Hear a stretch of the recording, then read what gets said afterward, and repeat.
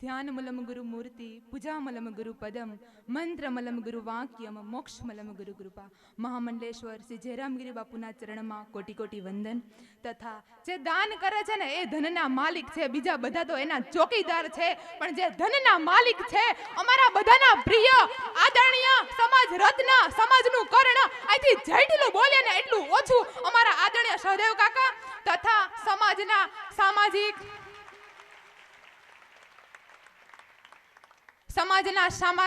ધાર્મિક અને રાજકીય ક્ષેત્રેના તમામ અધિકારીશ્રીઓ તથા તમામ સંસ્થાના ટ્રસ્ટીઓ તથા મારી સાથે અભ્યાસ કરતા મારા અધિકારી ભાઈઓ અને બહેનો, અધિકારી એટલા માટે આ સંસ્થાની અંદર એક દેવી તત્વ કામ કરે છે, એક શક્તિ કામ કરે છે અને એની પાછળ કોઈ જવાબદાર હોય ને તો એ છે અમારા કાકા. કાકા એટલે કે દિવાળીના દિવસે આવી અને અમને કહે કે દીકરીઓ હાલો ફટાકડા લેવા જવાનું છે. કાકા એટલે ઉત્તરાયણના દિવસે આવીને કહે દીકરીઓ પતંગ ચગાવો. કાકા એટલે પોતે આવી અને જમે ને કહે કે પાઉંભાજી મારી દીકરીઓને નો ભાવતી હોય ને તો એમને ભાવતું જમાડો. કાકા વિશે અહીંથી જેટલું કહીએ ને એટલું અમારું ઓછું છે.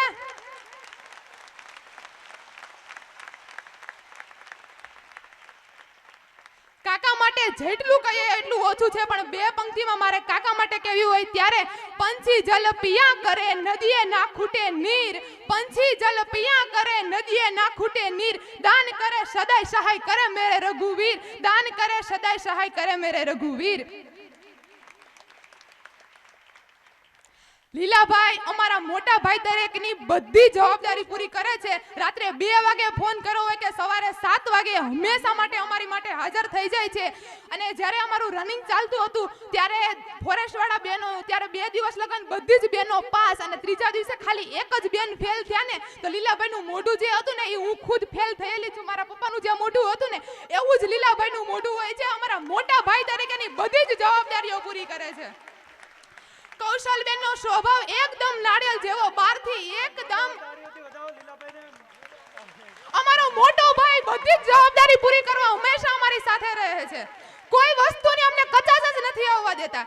કૌશલબેનનો સ્વભાવ એકદમ નાળિયેર જેવો, બહારથી એકદમ કઠણ બોલે ખરે બધુંય, પણ અંદરથી એકદમ નરમ છે. અમારે જરૂરી માર્ગદર્શન જરૂરી સંસ્કારી બધું અમને કૌશલબેન શીખવે છે.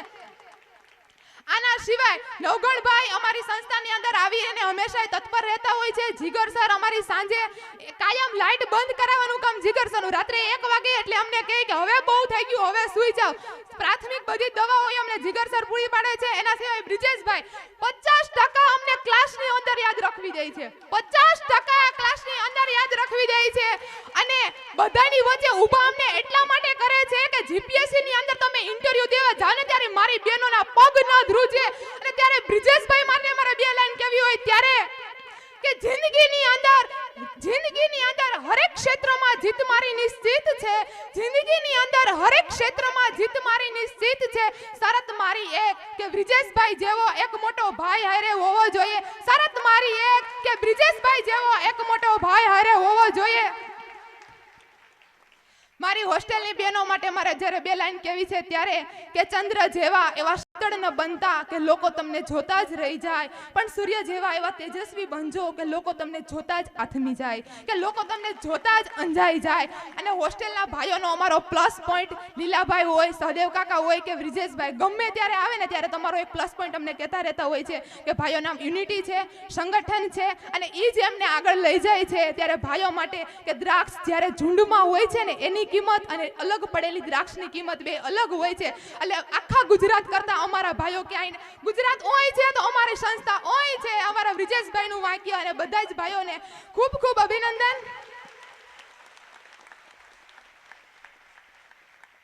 તથા આ સંસ્થાની અંદર નિષ્ફળતા શબ્દ ક્યાંય એની ડિક્શનરીમાં છે જ નહીં, પણ ક્યાંક તમારી કાચી તૈયારી ક્યાંય 17 વર્ષથી તૈયારી કરવા આવી જતા વિદ્યાર્થી માટે લહેરો સે ડરકર નૌકા પાર નથી થાતી, કોશિશ કરવા વાળાની હાર નથી થાતી.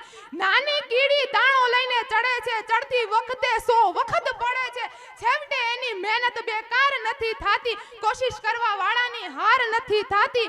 મરજીવિયા દરિયાના પાણીમાં શોધે છે મોતી, નથી મળતા એને મોતી, પણ હર વખત એની મુઠ્ઠી ખાલી નથી હોતી, કોશિશ કરવા વાળાની ક્યારે હાર નથી થાતી. નિષ્ફળતા निष्फलता एक चुनौती से उसे स्वीकार करो मेरे दोस्त, निष्फलता एक चुनौती से उसे स्वीकार करो मेरे दोस्त। संघर्ष का मैदान छोड़कर मत भागो तुम, संघर्ष का मैदान छोड़कर मत भागो तुम।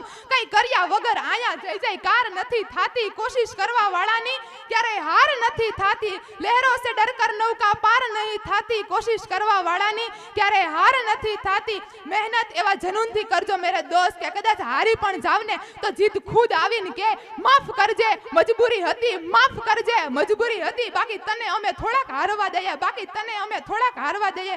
કોન્સ્ટેબલના ભાઈઓ બહેનોને બધાઈને મહેનત કરો, સફળતા તમારી રાહ જોવે છે। ઉમેદવારમાંથી તમામે તમામ અધિકારી બનો એવી જ અહીંથી મારી માં લેમ્બોજને, માં વિહતને, વાડીનાથને પ્રાર્થના। અને તમારું ખૂબ ખૂબ તમે આગળ વધો, તમારા જે સપના જોયેલા છે એ બધા જ તમે પૂરા કરો એવી જ મારી લાગણી છે। અને છેલ્લે હું નથી કવિ કે નથી લેખક, નથી ગાયક કે નથી શાયર, પણ મારા શબ્દમાં હું શબ્દરૂપી કાકાને રજૂ કરું છું અને બાપુને તમારી તાળીઓ રૂપી। અને હવે તાળી તો જ પાડવાની તમને એવો અનુભવ થતો હોય, હવે તાળી તો જ પાડવાની તમને એનો અનુભવ થતો હોય। ગોકુળ જેવું મારી હોસ્ટેલ, હોસ્ટેલ છોડવી ગમતી નથી, ગોકુળ જેવી મારી હોસ્ટેલ,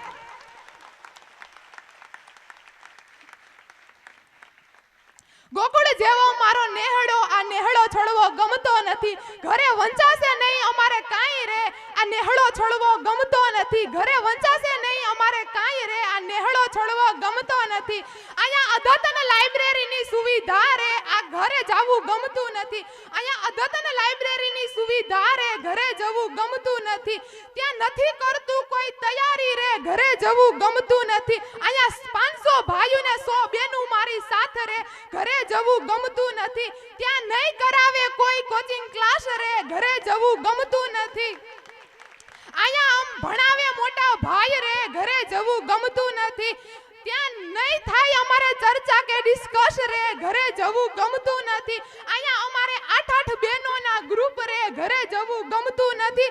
અને છેલ્લે જીવી ગરચર કહે એમ રે, ઘરે જવું ગમતું નથી। કાકા દીકરીઓની સંખ્યામાં કરો વધારો રે, ઘરે જવું ગમતું નથી। બાપુ બનાવજો મોટી હોસ્ટેલ રે, અમે ઘરે નહીં જઈએ।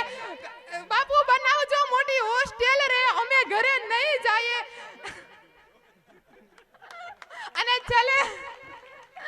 અને છેલ્લે મારા બધા મિત્રો માટે, મિત્ર એ શબ્દ નથી કે ભૂલી શકાય, ઉમંગ નથી કે વીતી જાય, પ્રવાસ નથી કે ટૂંકાવી શકાય, એવો અહેસાસ છે કે જેના માટે હું આખી જિંદગી જીવું તો જિંદગી ટૂંકી પડે। અને મારી વાણીને ક્યાંય મારા શબ્દ કદાચ વધારે પડી ગયા હોય, ક્યાંય મારી ભૂલ થઈ ગઈ હોય તો ઘડિયાની અંદર 10 અક્ષર લખેલા હોય છે, અને કદાચ એક ખોટો પડ્યો હોય તો બધાની નજર ખોટા તરફ જાતી હોય છે। તો ખોટા તરફ ન જતા અને ક્યાંય મારી ભૂલ થઈ ગઈ હોય તો તમારી બેન સમજી મને માફ કરી દેજો। ગુણ ગાયા મેં ભાવથી મારા હૃદયને રાખી સાફ, ભૂલ ચૂક થઈ ગઈ હોય તો ક્ષમા કરજો, કહું છું તમને બધાને આજ, કહું છું તમને આજ।